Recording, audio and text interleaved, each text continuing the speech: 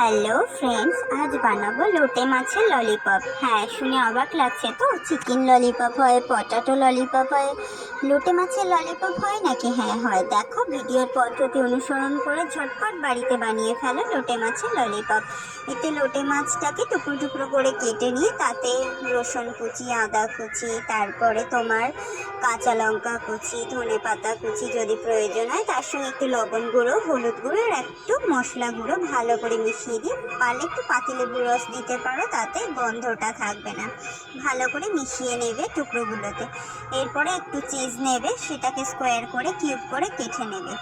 তারপরে কিছু কাঠি বা টুথপিক, যেগুলো আমরা ভিজিয়ে রেখেছিলাম, ভিজিয়ে নেবে কিন্তু। নিয়ে একটা করে লোটে মাছের মশলা মাখানো যে লোটে মাছের টুকরো নেবে, তারপর একটা চিজের কিউব নেবে, তারপর আবার একটা লোটে মাছ নেবে, এরকম করে কতগুলো স্টিক বানিয়ে নেবে।